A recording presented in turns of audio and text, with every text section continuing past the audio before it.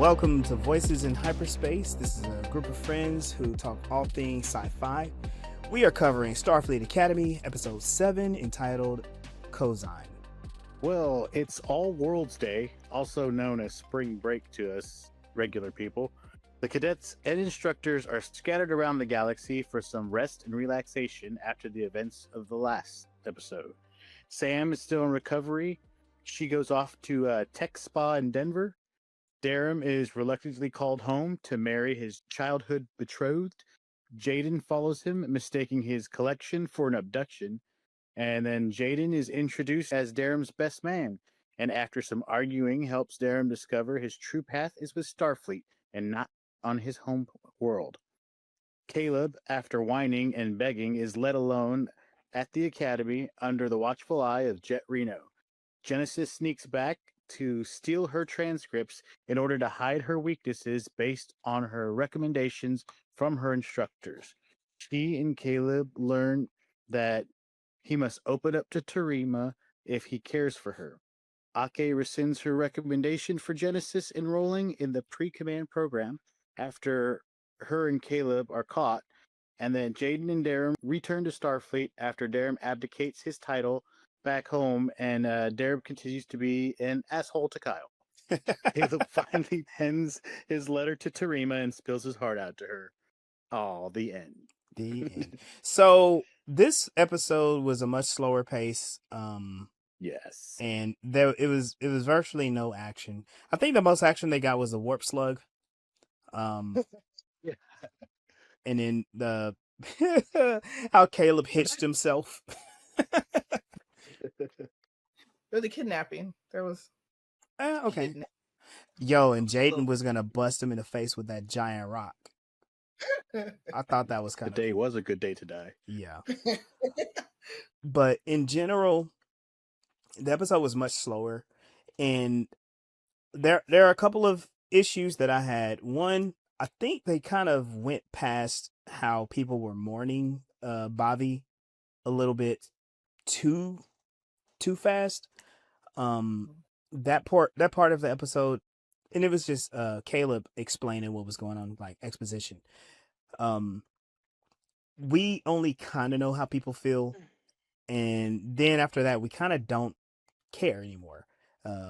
For instance, Kyle smiles the entire episode. Whenever he shows up on screen, he's a smiling little fool. So I mean, there's that. Caleb does seem like he is dealing with harsh emotional stuff, and it does have to do with Terima.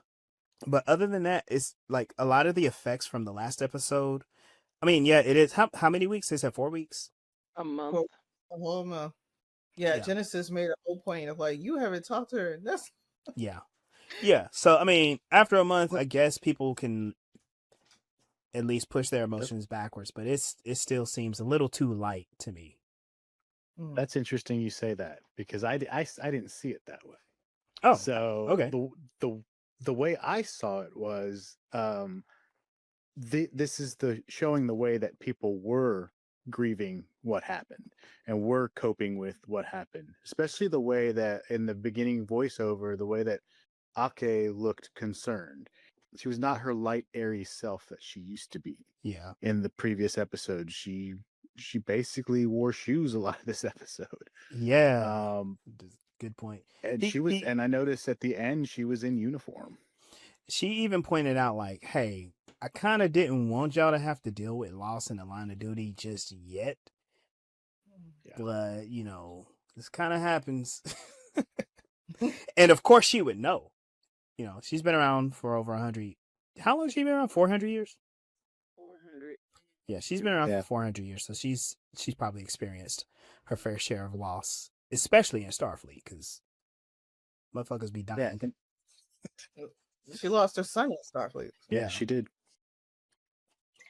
And with Kyle, it's like, yes, one of his really good friends died, but I think the vacation was to help him, help his mind free itself from some of that overwhelming. Because if you sit and think about your losses like that, it you do nothing but go around in the cycle in your head over and over and over again. After a while, you don't want to think about that kind of stuff. And the vacation, because it's spring break, it's like, well, let's go to the beach and hang out and have a good time. Me and my really good friend, and we'll get to learn more about each other, and I can stop thinking about the things that hurt me, and maybe I can remember a lot of the good things that me and my other friend that was no longer here. So I think Okay. it was the way he was coping with it, and the Caleb was having a hard time coping with his issue, and that's what the episode is kind of about, him trying to Find find the a way to get words. the words out. Yeah. So Mir was having two different kinds of experiences coming into what we're calling spring break, where there were losses suffered. But I'm pretty sure in the 20 something years or however many years it was that he was out by himself after he fled, when he fled Starfleet as a child, right? There had to be somebody that, had ever helped him in all of that time, and he probably suffered losses.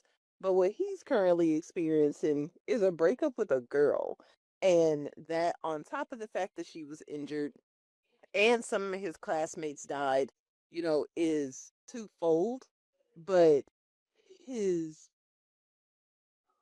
unwillingness to leave the academy is because the chancellor is trying to get him to like have some kind of normalcy by offering to send him away with like a family. What's it Yeah. called when you A go host with a family. exchange? Yeah. Right, to go with this host family. And even if he didn't break up with the girl and nobody died, he still wasn't going to want to go with that host family. He's not trying to, delude himself into thinking that he's like everybody else that is at this school. Yeah. He should have went to Ibiza. I'm trying to remember. He I would have thought I wrote it down. Where did they say he was going? Singapore, Dakar, Singapore. Okay. So Dakar. Okay, thank you for correcting me on that. So they were trying to send him to Dakar, Singapore, and he was like, "No, ain't nothing in Dakar." and then Aki didn't give any pushback. He was like, "Yeah, I could totally stay here," and she was like, "Fine," you know. I feel like he was being a little bit of a brat then, especially when he was like Yeah. scolding her for not asking Baraka about his mom. I'm like, that wasn't the time to do it. They were in a life or death situation. I was like, oh, by the way, do you know where Caleb's mom is? Right. Like, who does Right. that? And she gave the perfect response. She's like, Baraka is a sociopath. You don't give sociopaths any information. They don't need that because they'll use it. And she's absolutely right. For all they know, he doesn't know that she's out there somewhere. Right. Which Right. is good. But also, he'll just lie to get what he wants, because that is, like she said, you don't give them information because they will use it. And even if you're trying to get information from them, they treat it like information to use against you. Yes. And so that exchange I felt was good. I don't think Aki is coming from a position of remorse. I think she's really trying to keep Caleb like, okay, I know you're impressionable, so let me kind of concede a little bit so you could just stay in here, because I don't need you like running off. Because it reminds me a little bit of what Sunday was frustrated about, not giving him a choice in the beginning. And so now she's like, okay, fine, you can stay here. What are you going to do? And he's like, I'll just stick around by myself. It's cool. I thought that was interesting. I don't know about hanging out at a school by myself all the time, especially if I'm in San Francisco. I'm going to go like do things. But why do they always take that boy's shirt off? Gee, I wonder why. I know. What's funny about it is, like they want to show off his body so much, but they always make it a point that he is a child. The look on his face during certain conversations, the decisions he make, he's innocent and he's a little dumb. Like not dumb, but he's like absent. You know what I mean? He's laser focused on his stuff, and the rest of it he kind of doesn't care. It kind of reminds me of like Riverdale, where we're supposed to believe these people are children in high school, but they're always like sneaking off, sleeping with each other. Like they're waking up in the morning to have like breakfast with each other after they slept together all night. I'm like, aren't y'all in high school? Where are your parents? Like, at least with Archie, we knew his dad died, but whatever. So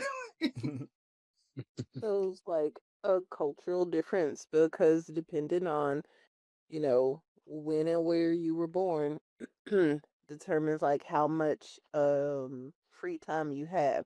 Are you a latchkey kid? Do your parents work overnight? Are your kids rich and out of the country? And all those different kinds of things can give youth a lot more time to be doing things that feel inappropriate to some or earlier than what some believe, but hello, their hormones turned on when they were preteens, and how long did you expect them to resist this natural urge? Right. Like I didn't feel like an adult till I was 26. So, uh, I'll never Oh, grow up, here it and you'll is. never make me. 17 that just I didn't feel like an adult since I was 17. I still don't feel like an adult. Right, same. So speaking about like rich kids, so Darem gets abducted. All right. I get what they were doing here, but this was wild. It reminded me of two things. It kind of reminded me of, you know how people do the wild bachelor parties where they go abduct Yes. the groom and then like drive him off to like some wild bachelor party thing, right? That's what this seemed like, but they didn't tell him. They didn't tell him. And then when he recognized what was going on, he was like, "No, not right now." um, this is what I felt about the whole Darem thing. I knew there was something up with him. You know, he has a rich family. His parents don't like him. Essentially, he's not cut out for command. Which, now that I say that out loud, that makes a lot of this episode make a whole lot of sense. Um, um, but he's been holding in this secret. He's essentially royalty. He's supposed to rule what is it, Keonia, after this marriage and all this stuff. You know, there's a lot about that culture I don't understand, but he's kind of dreading it. And it makes me wonder, actually, it was Sunday that asked this question before, like, was he trying to sabotage his own ascension to the throne with going to Starfleet, or what was going on there? I think those are some good questions to ask at that point.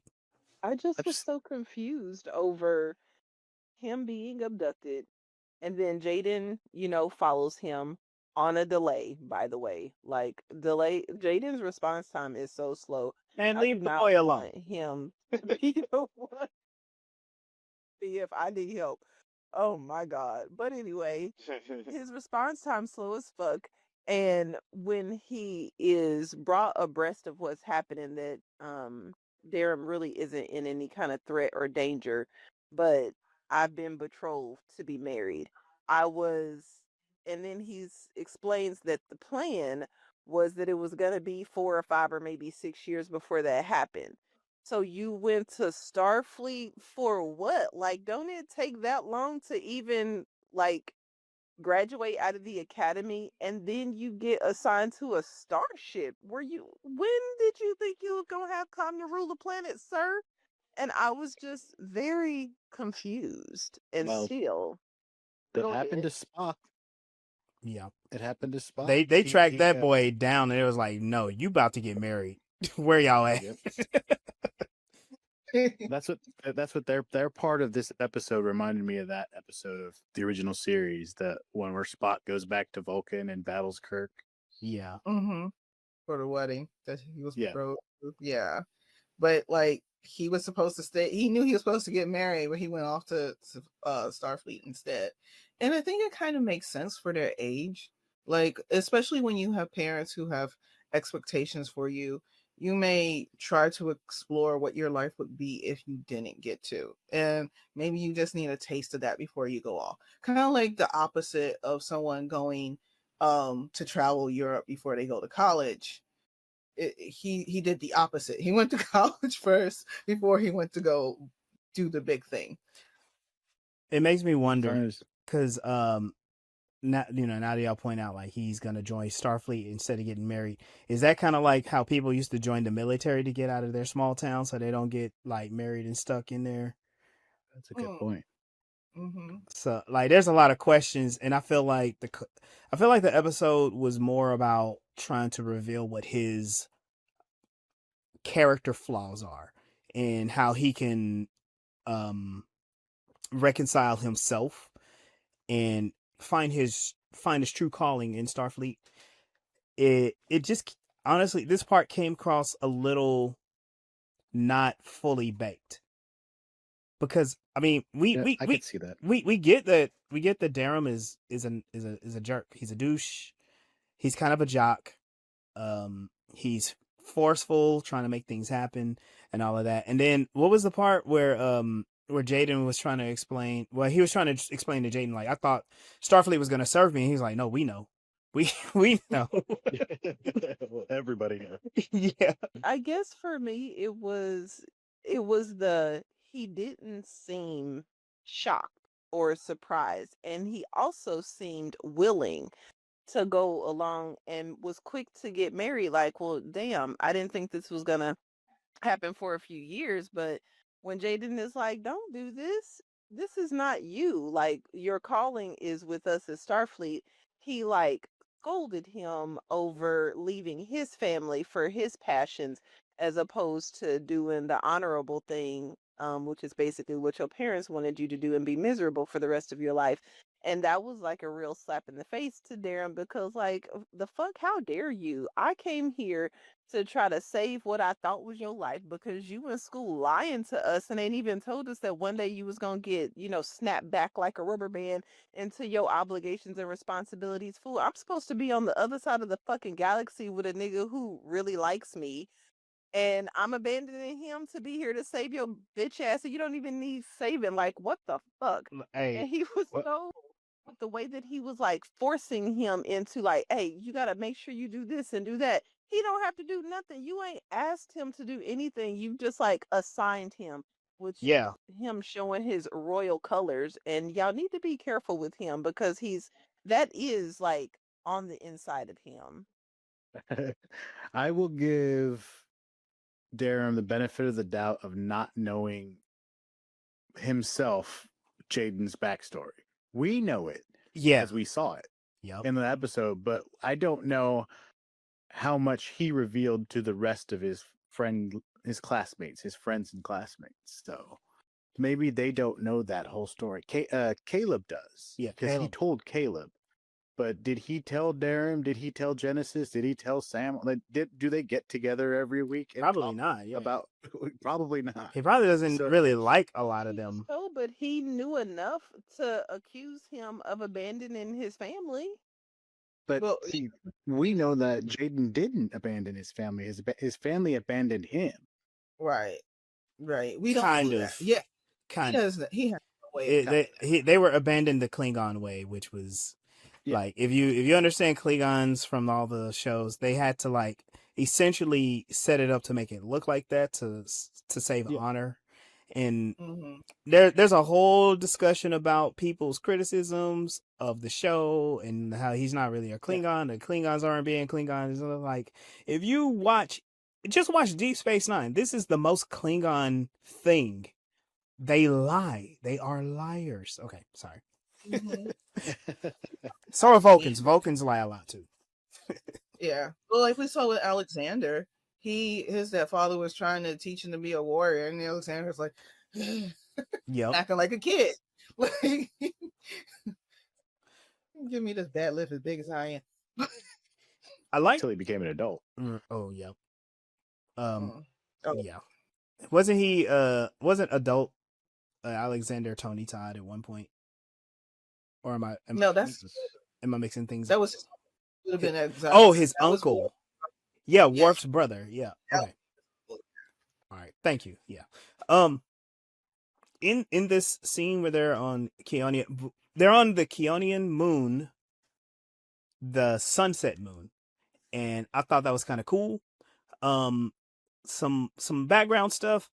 I didn't like the set design. It looked like they were on a volume set, and it looked very disconnected from the characters. Now it's a minor gripe because Star Trek in the past looked terrible on other planets. But I was struggling with that because they had the characters were in some extremely like extravagant garb, getting ready for the wedding, and then the background just kind of looks weird to me. Except for when they were in that thing, I don't know what it is, like a gazebo type thing with all the drapes and stuff. That looked cool. Yep. But the rest of it looked like it was green screened. Yeah. Yeah. It looked. If It looked. It looked. you ever saw the show Once Upon a Time, Oh yeah. that's what it reminded me of. Yeah. Because all their stuff was like green screened. Yeah. But it also kind of looked like Vulcan from the episode. Yes. Yes. Spock is supposed to get married. Yeah, true, true. Which also, like, I'm glad Jaden kind of questioned it because, like, aren't y'all aquatic? Right. Yeah. It's like I thought this place would be like wet Underwater. and he's like, no, that's in that's next week, or that's in 4 days down there. Cool way to get around that. So let's talk about the clothes. I'm kind of 50-50 on the wedding attire. I understand what they were doing with Darem. Like his stuff was too tight on purpose because they were like, to explain the fragility of whatever the type of ceremony, like the fragility of tradition and stuff like that. And it also seemed like you're supposed to control your emotions so you don't damage it, because when he lost control of his emotions, he ripped that cloak in half just by breathing. That was a good representation, but I thought it was kind of funny because guess what happened to me during a friend's wedding? The shirt or the jacket? It was a jacket. Oh man. I was the best man at a friend's wedding, and I swear to God, I got measured correctly and all that, and that thing came in tight. I had to hold my breath to keep the buttons together, and those buttons lasted exactly to the moment they said I do. Yeah. So oh no, I can relate there. What did y'all think of Jaden's attire for the wedding? I liked it. I liked it. I thought it looked good. I did want to know more about the material that it was made of, because he said it was making him cold, even though they were kind of in a desert. And he's like, I don't like being cold. Like, yeah, I like that. Yeah. I like how he says, Cleon don't like being cold, but your prison planet is an ice block. And I was struggling Prison with I was struggling with the Darem. You're being returned to your people. You didn't have a best friend before you ran away. Like, you didn't have somebody already planned to play this position, because it was very on the spot, like last minute. Oh, this is my best man. And like the positions that was gonna put Jaden in. Jada doesn't do public speaking, and now he's being forced to do this speech. Like, come on. It was so, I don't know, just a lot. But that's the thing. Darem doesn't care. Parts. That's the thing. Darem doesn't care. He's royalty. He kind of orders people around. He's a spoiled brat. And maybe he's an asshole to his own people. Yeah, exactly. Maybe they don't like him. That's why she was so happy to be like, you know what? This is annulled. You know what? You're right. You don't have to do this. I did is that I was supposed to, and now the guy that you guys betrothed me to is leaving. I'm gonna run the planet by myself. Thank you. Thank you. Hell yeah. Sorry to see you go, Darem. Ah, shucks. um, You see what type of empathy his parents show to him, were they? and Yeah. and with other people, with him being at the put on the pedestal that he's on, people probably don't show him a lot of empathy. Therefore, he doesn't know how to show it either. And he doesn't seem like a mean guy. He's just an asshole because everyone else has treated him like his feelings don't matter. So he may not know how to treat other people as though their feelings matter. You know, yeah. Yeah. It's like a narcissistic behavior, but without being narcissistic. Like his parents are probably very narcissistic and just don't care, whereas he has not learned to care because he hasn't had that type of compassion around him. Right.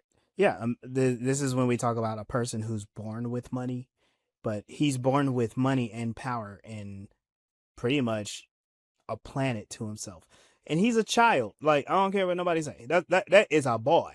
that that's a little baby. So of course, Man child. oh gosh, Yeah. of course he's going to be disconnected and not have like the more nuances of like his emotional spectrum figured out. And Well, his parents were at the wedding, but you didn't hear them talk to him at all. No. At all. Nor did they oppose him leaving. They were just like, all right. And he They've been probably trying to get rid of Darren for a while. they had an idea of what type of person he was supposed to be, and he, even though he tried to be that person, he's not that person. No. And like his parents probably knew that and didn't care to show any compassion for who he was. But because he just feels like he can do whatever he wants to, he went on to Starfleet, which was a great place for him, where he can actually be on the same level as other people and learn to interact and see how people actually have feelings for each other. Yeah. Or consider each other, work as a team, and all that great stuff. Yeah. Let's switch gears real quick. I want to talk about Genesis.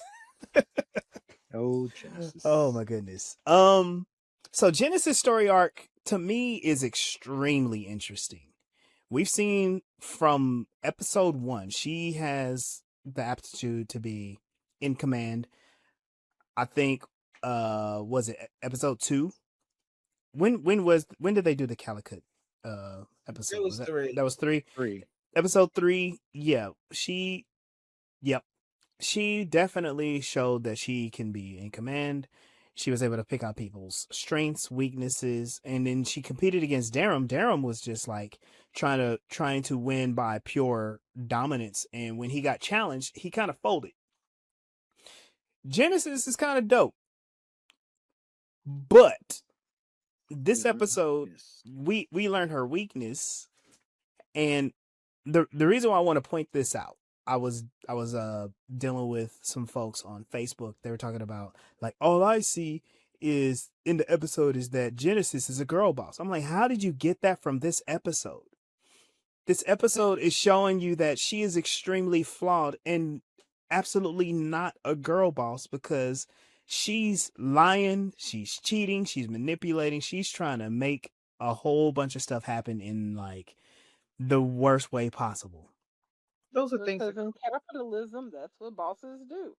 That's not, you just described a girl boss. Like, how many times have I seen on YouTube where there's some girl boss being sued for lying and cheating and creating they don't put out and all this other stuff? Yeah.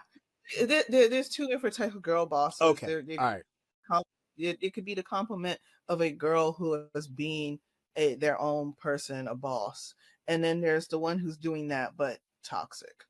So she could fall into the toxic one because she is smart. She does know what she's doing. She's just doing the wrong thing with it. Yeah, she is definitely the toxic part in this episode. But also, she confronted her problems and she was disciplined for it. Let's jump into it though. So like she decided she was gonna stay on the Athena and Starfleet Academy too. And I thought it was weird how she was like all up in Caleb's business, but by the end of it, it makes a whole lot of sense. She was like, Caleb's still here. He's smart. I can use that. I don't know how much of what her assessment of Caleb is like her liking him. You know what I mean? Because they do share a couple of moments. I mean, they it's more in a montage where they're sitting and talking and stuff, but they do share a couple of moments where it's like maybe she is starting to feel something for him, or maybe she was engineering him the entire time so she could like manipulate him. Case in point, when she was like, "You want to play toxic, non-toxic?" Who plays a game like that? That's weird. And then what she does, like when she, she passes her 3, she goes and grabs a canister from the doctor's oddities, and she reads it real quick and smiles. I'm like, so she knows what that is, and she knows what the outcome is gonna be. I feel like she had set Caleb up for that. You know what I mean? Purposefully, yeah. That's Yeah, what I it looks saw like. that. Yeah. And then when Caleb got whatever the poison from the slug, she treated him almost immediately and didn't tell him what was wrong with him. Mm-hmm. It was kind of wild. She just used. Yeah, yeah, Yeah. And she came up with her story real quick. She's like, he was like, well, why are you still here? And she explains like, okay, you got me. I'm trying to get into the bridge so I can sit in the captain's chair. And she reveals a little bit of what her truth is, which is her father's an admiral. She's never sat in the captain's seat that was not under him. And, she's kind of like weaving that in. But then when they get in there, it's like so wild because he's able to hack through the doors. He's able to get in. They're activating all of the systems. And then she pushes him by activating trying to activate the warp core. And then he's ready to back out. And it's funny, her eyes are on him the whole time. When he turns his back to deactivate everything, that's when she accesses the captain's files to get her application. And when she did that, I was like, oh my god, she's really smart, but she's a terrible person. That was a funny scene though. She's like playing command chicken, like how far are you gonna go before you stop me? Yeah, right. And I think the excuse of I want to sit in a captain's chair that's not my dad's chair. Like she's like, I want it to be my chair, and like, but it's not your chair. Aki's chair. Still somebody else's chair. Like, Mm, but Caleb doesn't like turning down a challenge correct. sometimes, most of the time. Especially if it's a hacking challenge. Yeah. And he's not working as a team. He's just seeing what he can do. So Yeah. he's already been distracted by her so much. And he could still have side effects from that slug. Right. Oh gosh. Yeah. So when I was still working on my job, part of the security training is recognizing social engineering. Textbook social engineering is everything that Genesis did. She got him to do all the work. Notice how she didn't do anything. She just talked to him. And then she also used like his emotions against him, because when he was sharing what his issue with Tarima was, I thought listening to it, I thought it was like, oh wow, he's actually explaining some really important stuff. And I think she used that to get him to follow along with her plan. But let's talk about Caleb's issues with Tarima. So he hasn't talked to her, like, I think you said that, Mel. He hasn't talked to her in what, a month? How dare you allow a month go by, nigga, after I put myself in a coma to save your motherfucking life. If they don't, in the next coming episodes, whenever the hell Tarima come back around, show something that shows like his presence for her, I'm gonna have a huge problem with him Yeah, because she sacrificed herself, and you own some.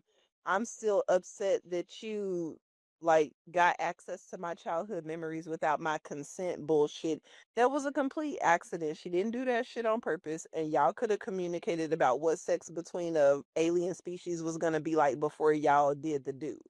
But bitch, she almost died. Why aren't you trying to petition to like go to Betazoid? Like, why ain't all these messages been flooding her inbox? Why ain't her dad getting tired of receiving phone calls from you, nigga? Like, we'll let you know when something. I kills him. I I wish thought the motherfucking would. I Well, Mm-mm. thought he he was he trying to communicate. I thought that that his brother's the one who told him what was up with her yes, yes. because he'd been Her brother. sending. Yeah. He was like, I'm sending messages and she's not responding. That's why I haven't heard from her. So it's not that he hasn't spoken to her; she hasn't spoken to him, and he thinks that it's because he got mad at her for looking into his brain that she's pushing back. Well, Are you I sure he didn't I delete think every message that he started to create? Sunday is right. Who? Sunday's right. He's Okay, I thought I yeah. thought he had some He communication with. never sent the messages. He Oh, and the only communication he had with Beta Z was through her brother. So mm, he directly messaged her brother and not her. oh, Yeah. And he's getting all the updates as far as like her recovery and how she's doing, but he's just not talking to her. And he Okay. gonna catch a fade as soon as I am at full strength. You better believe it. um, I think what he revealed to Genesis is very telling because he Mhm. says he hasn't reached out to her because she was able to touch a part of his brain, touch a Son of part a of his bitch. mind, and see parts of him that he wasn't ready to show anybody. But in truth, he wanted her to see him, which includes all of those parts. And he had to admit that to himself. That's what I was saying in the last episode. Is like he needed that. He needed them to have that kind of connection, but Yeah. he wasn't entirely ready for it. So Yeah. that's where the adolescent love comes into play. Yep. Because that trauma is a wall for him. Yeah. Most of the conversations he has with Aki is like, "You found my mom yet? You found my mom yet? I ain't doing nothing you say until you found my mom." you know. but but with Tarima, he's like, "Here is everything about me. Here's all I love and all that hurt me." And that scares him. Is he gonna do the right thing with it? He doesn't know what the right thing is. And I think that's something that the audience needs to be reminded of. Like these characters, they're flawed characters. Not everybody's gonna be Jean-Luc. You know what I mean? Um, especially in Starfleet Academy. When Jean-Luc was in the academy, dude was a bully. Yeah. He He was a and dirt. him and didn't he him and Crusher's husband, Yeah, they were didn't they were they were best still in friends, and they used to fuck with people. they used to steal shuttlecrafts to go off and hook up with girls. Yeah. mm, Yep. So this is all right. So with that, I had a thought about that too with Caleb because it was after we got the whole Genesis is not getting the recommendation for the command track. Caleb, for some reason, stood out to me. I'm like, are they gonna recommend him for command in the future? Is he gonna have a moment where all of this comes full circle for him and he takes like Oh man. a command uh a stance on command? You know what I mean? Yeah. I don't like that for him though. I feel like he's better suited as an engineer. I agree. I agree. But for some reason, the story is telling me, do they want to turn Caleb into a future captain? And Because he's the main character. well, he's the main character, and like what they're revealing about him is a little bit deeper. Like all of the think of all the captains in the things that they've gone through, right? They've all been through some like wild stuff. Again, the close, and look, I could be completely seeing this wrong, but like Picard got stabbed through his heart when he was in the academy, and this, remember that whole scenario was about his daringness, his willing to take risk, and how that informs his future command. Will we see Caleb have a similar type of story, or will it be He needs to go the opposite way. Well, yeah. He already takes risks no matter what the situation. He needs to calm down. Okay. But also, like, oh, go ahead. Sorry, I don't want to see his path go the same way that Michael Burnham's is, because we've seen it already. Because she started, like, she was the first officer under Giorgio. Giorgio. Yeah, she was the first officer, and then she made that horrible decision to engage the Klingons and start the war, and then she got put in prison. She went all the way to the bottom. And she went all the way to the bottom, and she had to slowly work her way back up throughout Discovery until the third season when she finally becomes the captain. Yeah, I didn't like that. I did not like that. Well, I love that storyline for her. I would not want to see it again with Caleb, to where he's nothing in the beginning with no direction, and then he finds his direction to the captain. It's like you're just redoing Discovery again. Yeah. Maybe this character is something completely different, where he becomes like a great chief engineer, better than Geordie LaForge. I don't know, Ooh, but blasphemy. Blasphemy. Diplomat. Like, I see a big theme in Academy so far has been to change how we do Starfleet, or how we see Starfleet, based on what the needs of the galaxy is. And with him coming from a background where his mom taught him not to trust Starfleet, and she has logical reasons to not trust Starfleet. These are the shadows of Starfleet that he can be bringing to them in order to better themselves. So, yeah, and Ake is giving him that opportunity to bring that in. But that's what we did with the Klingons. Mm-hmm. We were trying to do things the Starfleet way, but no, we need to integrate how the Klingons communicate in order to communicate with them. That's a really good point. So, yeah, Caleb doesn't have to become like a standout commander or anyone in command, but he can be someone who is useful in rebuilding the new Starfleet in this new world this new galaxy that they're in, which is showing Starfleet what mistakes they made, right? But show Starfleet mistakes that they made and how to avoid that, and like use their knowledge to make allies versus like, nah, we need to punish everybody. He is he was a street rat. Yeah. Riff raff, street rats. I don't buy that. And Darem is Jasmine running away from her responsibility. Yep. So we got all of that going on in the episode, and to me, it shows that, first off, these are cadets, these are children. I want to reiterate that, because the criticisms of Starfleet is like, these people don't act like any of the Starfleet characters from the past. It was like, because they're not. They're learning. They're learning. Yeah, they're learning things. We already got one to die. And damn, babe. What? No, I'm just saying, because in the past, like the past episodes, Bobby. Yeah. Yep. That boy gone.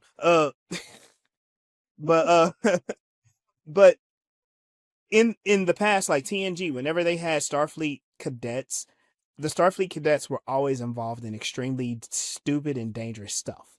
Mm. I think it was dang, I can't remember the name of the episode. Sorry, y'all. Y'all gotta forgive me because I don't have the encyclopedic knowledge as a lot of fans do, and that's okay. Y'all Are got you this. talking? Are you talking about the Wesley Crusher one? The one where they took those Starfleet cadets and like turned one into a spy. And Oh, wait. that was the Lower Decks one. That was like Lower Decks before Lower Decks. yeah, pretty much. And Yeah. oh, well, it was an That's ensign. right. I'm sorry, wasn't it? Yeah. It was an ensign, and they like surgically altered her. Is that correct?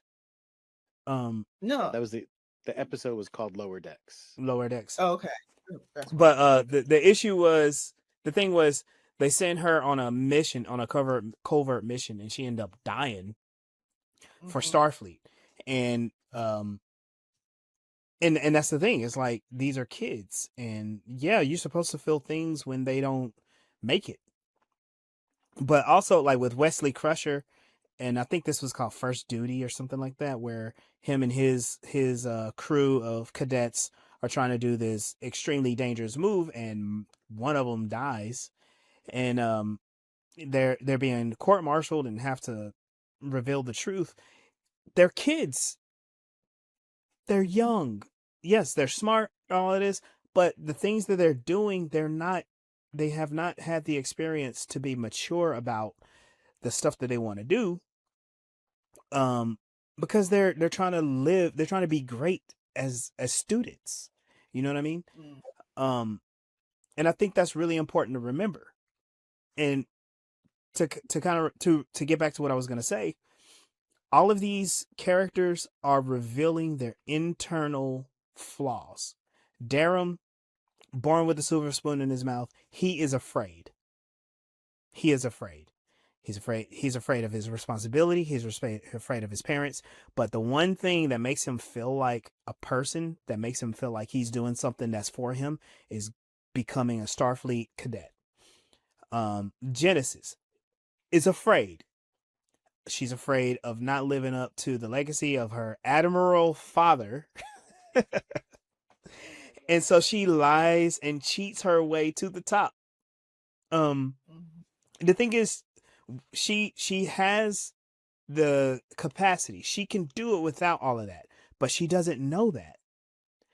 And so, you know, they have to take away the recommendation, knock her down a peg or two, make her do some menial work, scrub some floors. You know, it's all good. When Ake gave her that punishment, did you see the look of relief on Genesis' face? It was like, she was like, oh God, thank you. I think the funny thing about this show is that they don't need those robots or any kind of janitorial staff in this facility at all, because these kids get in trouble on a weekly basis, and they're always cleaning. They're always cleaning the entire school. Yep.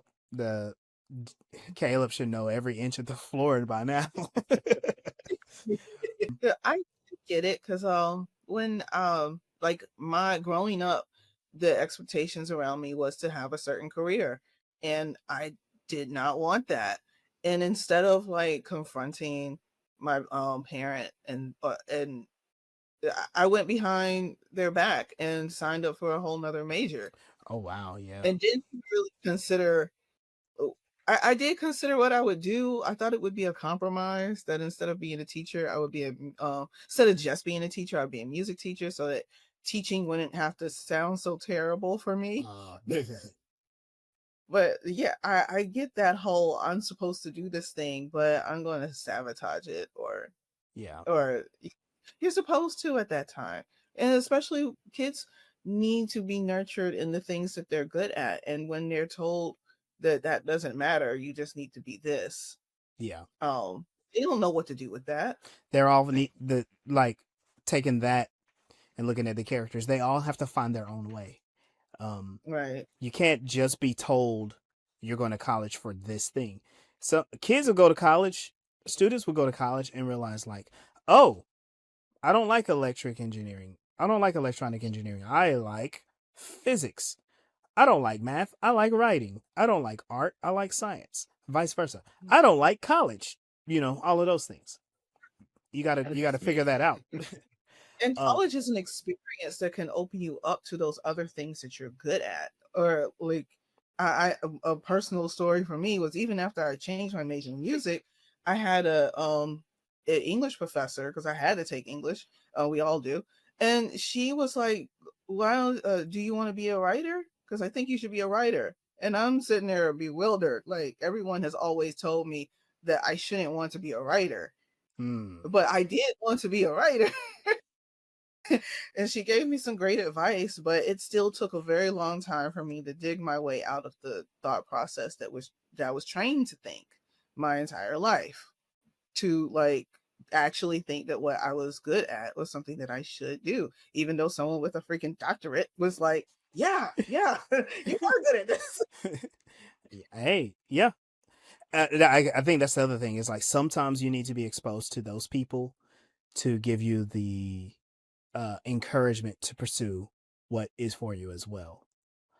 Well, that makes me think about when I used to watch, I don't know, content and stuff when I was in high school and the different kinds of concerns that parents would have about their kids going to college.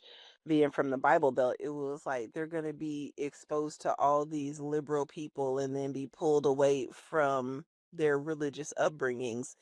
And I think that that's very interesting. You don't have a lot of that in this show. It doesn't seem like their parents are too concerned about them going to Starfleet and having their minds changed.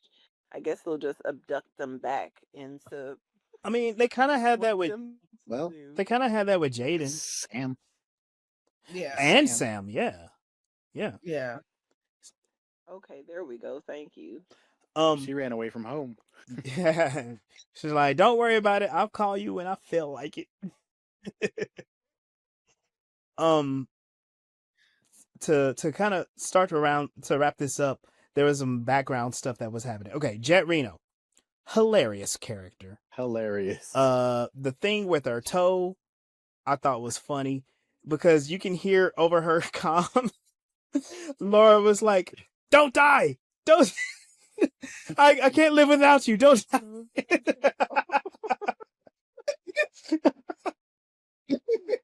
God. I thought that was pretty funny. That would be hilarious getting the script for that scene. You're like, what? It's just my voice, and you want me to say what now? I wonder if she improv that part. Well, maybe. Yeah. Like, yeah. Oh,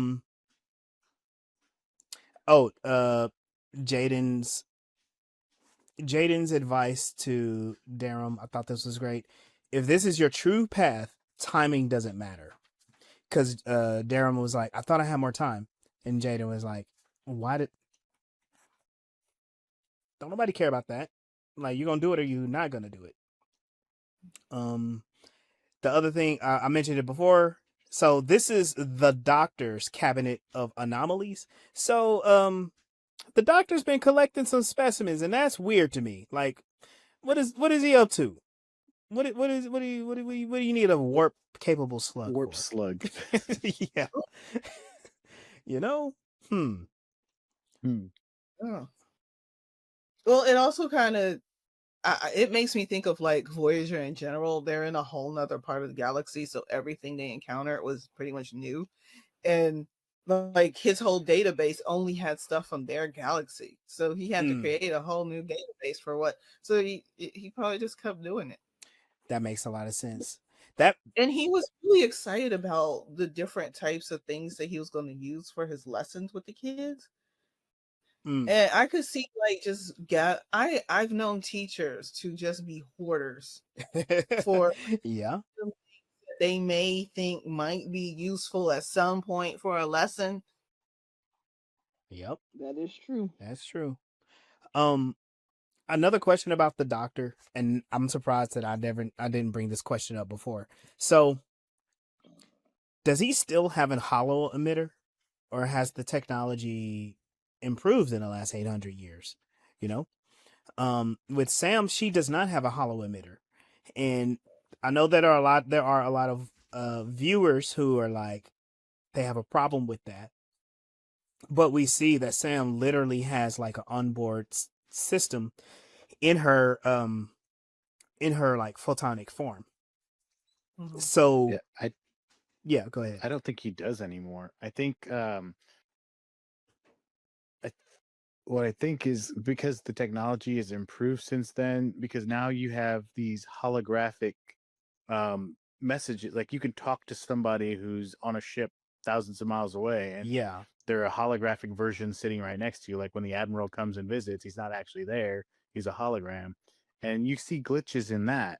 yeah, But because he's a photonic entity, he doesn't glitch because he's fully developed, yeah, a lot like Sam is fully yeah, developed. So I yeah. think he's caught up to the technology to where he can individually. Like He whatever. doesn't need the little, Yeah, yeah, he doesn't need the little emitter, the micro emitter that he had to wear on his arm for the yeah, whole voyage. Because that was so sad in Voyager when they would have to call him, but then if they would forget to deactivate him, and then he had that gripe, he was like, "Look here, I mean, the least you could do is turn off the fucking light TV." yeah. And again, like I said before, we've seen photonic entities that did not have emitters. So that would make sense to me that they would figure that out. Yeah, and I think that emitter came from the future anyway. The one that. Oh yeah, that's right. That's right. It did come from the future. Good point. Speaking of future technology, and I know they did this for practical reasons, and maybe nobody thought of this, but wouldn't it be great if you could use like a transporter type device for your baggage? Yes. Oh, Instead of baggage. getting lost on the plane. Like That you was could hold like the buffer emitter. If that thing just had a buffer that would just hold your baggage, and then you could teleport it out once you get to where you are. that's an awesome point. Or even better, you could actually just access what's in it, like scroll through to take out only what you needed instead of the whole bag. So a drop down menu for an RPG. That'd be Right, kind of awesome. right. Uh, Yeah. can we laugh at Caleb's response to Aki for a second? Because she was struggling to close her bag. He was like, "You got 4 pair of boots and you don't wear shoes." That was my favorite quote. That was so funny. Yeah. I feel called It out. was nice to see her again. I have so many pairs of boots I never wear. I wear the same pair of shoes everywhere. And when I'm home, I take off my shoes. Cannot wear shoes. I'm gonna talk about how I see every pair of my shoes outside of the closet right now. It's okay. Right. We'll point this out too.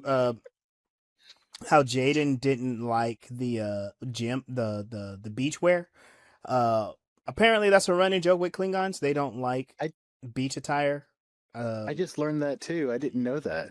I didn't. It's a running joke. It's I guess yeah. Worf had an episode where he was going to Ryza and he didn't want to wear the beachwear either. Yeah. I wonder why. I wonder if they came up with a reason why. I mean, I feel like they were giving him just trunks, like some metallic trunks. And I mean, I know that's some people's jam. I know that's not my jam. Like give me some nice, not those tiny trunks, but some nice square trunks. Come on. No. What are those? The daddy shorts? The hoochie daddy? Hoochie. I mean, I could do Tight those. ones. I could do those, but not what they were giving Worf. They have any with the African print, babe. I mean, just put them in the checkout box. We'll get them. Oh my god. So we're gonna go ahead and bypass that, and I think we got a good episode in the books. Agreed. Yeah. As coming down from an episode that was so hype, like so emotion and action packed, there was a lot in this one, and I appreciate the conversation around it, y'all. Yeah. Yeah. It's a good episode to give us a breath because we got 3 episodes left, which mean they have to have a pretty decent arc to lead us into the last episode. Because a whole lot has not been. Yeah. Oh, I wonder if we find out what happens to Caleb's mom, or if it's going to be a cliffhanger. We're gonna figure Yeah. out what News Baraka stole. Oh, Mm. that too. I forgot about that. Caleb's mom got it going on. No. I mean, she kind of does. Yeah. It's She-Hulk. So. Tatiana Maslany. Since we only have 10 episodes, it kind of makes sense that they didn't dwell on the issues of the last episode. They literally transported them, most of them, away. Yeah. Yeah. I kind of appreciate that too because I've been watching Agents of Shield, Mhm. you know, and they want you to be stressed for 20 episodes. Like Yes. like When something happens, it keeps just happening. they're all depressed for like every episode past that. Yeah. And then there's another thing that happens. You're like, somebody else dies. You're like, well, we're still trying to get over this last guy. I know, right? And you get secrets and twists. You're like, whoa, you know. So I appreciate the episode where you get a nice little break. I can appreciate that about this episode. So I don't think it's a bad That episode. I think it's and I don't think it's a weak episode. It's a quiet episode. A quiet episode. I think that makes me think about the differences between like capitalism and uh whatever Star Trek is. Cuz like all other things are like following the capitalist narrative, but Star Trek doesn't. Does that make sense what I'm saying, babe? I hear what you're saying. They don't have that like Abolished all money. yeah, they abolish money. They don't have that drive to be productive for production's sake. It's like they're living beings that have a spectrum of needs and emotions, and you know what? Sometimes you got to chill out.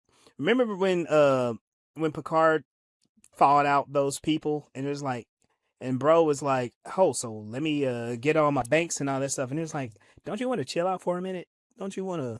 And so, but that's kind of like my point. The content that I'm accustomed to watching is from the capitalist perspective, but this is more like um the opposite of that. I'm looking for a word, babe. Opposite of capitalism would be I don't know about an opposite to capitalism, but what people oh man, would it's like in difficult. no, I have to be accurate. I have to be precise.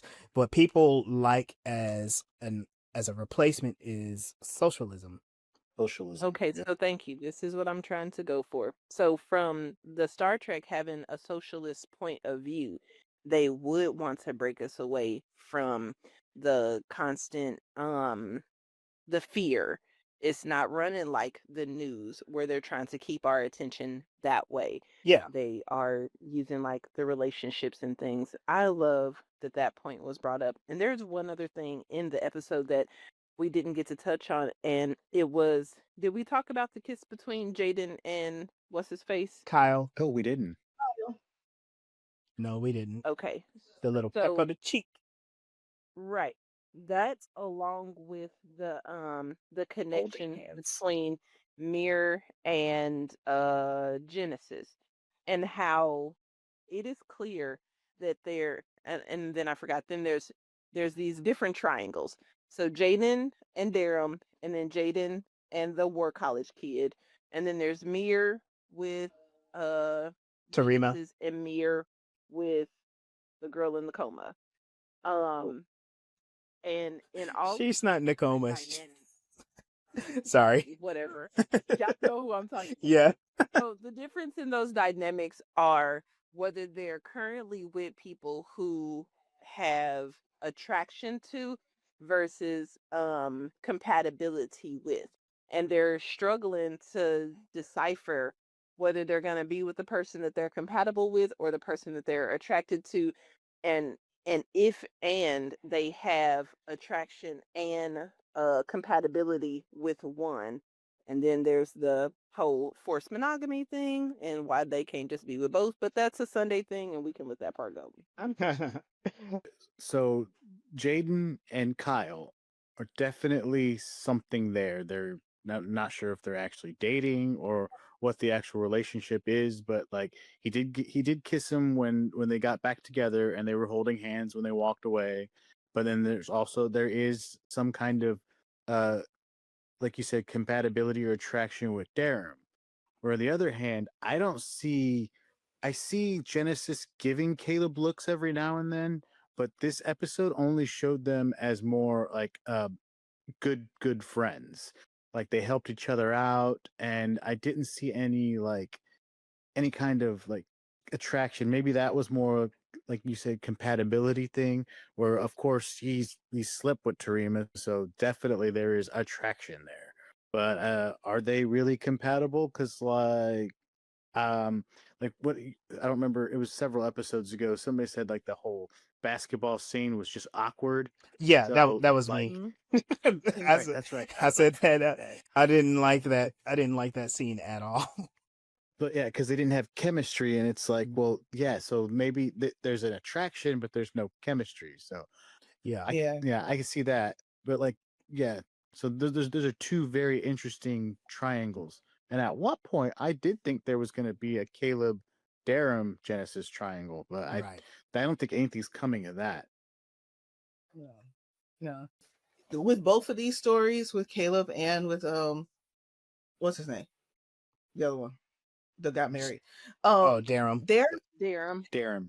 when it comes to Darem, when it comes to them being compatible with someone, even though they may be compatible with that person, they still don't know who they are. Like Yeah, we see them in the story learn about themselves, learn about how to be comfortable with who they are.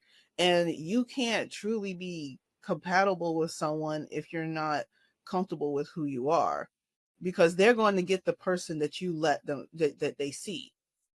And if you're not letting them see the person that you actually are because you're not comfortable with who you are, then you're not going to be able to comfortably or like efficiently be compatible with someone. yeah. Like, or maybe that's not the word. The relationship's not going to work. It's not going to be If healthy. compatible, if you're not comfortable with who you are, you can't let that compatibility blend and work. Yeah, So right now, all they do have is attraction because all they are is their surface level yeah. self. Mm. And I have like, let's say it's kind of a prediction, however long this goes. But I think what will shake up things, I feel like Genesis is gonna betray Caleb. She got it in her. She's gonna pull something on him, and he ain't gonna like it. Really? I can feel it because like they're building up their chemistry a little too good, and Mm-hmm. that's where people get betrayed when they're like when they start to really trust each other. Um, I don't know. Well, We'll see what they've happens. all gotten in fights with each other except for Caleb and Genesis and Sam and anybody else. True. Right. Like Because Sam is perfect. All right. when I saw them like being compatible, not necessarily having any type of chemistry, but being compatible, um it would be nice to see the art go kind of like not exactly but like Discovery, where we get to see in the future where we have careers and stuff, and maybe they run into each other then and they've gotten a chance to know who they are and are comfortable with who they are, and then they can actually have a relationship. It's like, oh yeah, I knew them back in the academy, let's Yeah. go Yeah. get, and then the sparks can happen, like, and give Yeah. it another 10 years, like. Yeah. I feel like the end of this show, we're gonna see them all go separate ships. They're not Yeah. when Different they assignment. graduate. They're all going different assignments. They're not Yeah. gonna stay together. Yeah. Mhm. Yep. Absolutely. So that's where some tension should be building too. Who do y'all think is gonna try to romantically connect to Sam? I feel like that's gonna happen, and I feel like it's gonna be an interesting thing for them to explore. Because let's remember, Sam is at this point still like what 130 days old. Um. What about Rima's brother? Yeah, that's who I was thinking of. I couldn't think of his name. Oh gosh, yeah, I don't remember his name, but But line for him to read, ooh, unless he literally reads it. that's a good And point. also, he's been sheltered his whole life. He's only lived on his planet, so him them learning to explore humanity together or the rest of the universe together would be totally cute. It's Ocam. Mm. Okay. Yeah. His name's Ocam. Oakham. Okay. Okay. Cam. Yeah. And he's just as hype and bubbly as she is. Exactly. That's why I was like, What's up, roommates? That's Like a good- that's the same. And That's a good point. That's a good point. when they were giving her names, his was that really obnoxious one with the princess and everything. Yeah. And he kissed her Bowed to to her. kneel down and kissed Yeah. her hand and touched foreheads and stuff. And I'm like, oh, that's cute. Yeah. Yeah. favorite one. All right, let's get ourselves out of here because we're about to run a little long. Thank y'all for joining us for this episode of Voices in Hyperspace. You can continue to follow us on YouTube, Instagram, TikTok, and keep the conversation going on Facebook. Be sure to follow, like, share, and leave your comments. Keep the conversation going. I'm Legendary Black Lion. You can follow me on Instagram and TikTok at Legendary Black Lion. Shoot me some messages. Let's chat it up. I'm Mel Asylum. You can find me at melsrebellion.com, where you can read the first chapter of my book, I'm Reading the System. And you can find me on TikTok at Mel's Rebellion. I'm on there sometimes. You come chat with Mel. There are days too. Sometimes. Yeah, sometimes. It's getting better. Yeah. Hey y'all, this is Sunday. You can find me at a poker table. And this is PJ3K. You can find me on Instagram at PJ3K. Awesome. Until next time, we'll see you out there. Peace.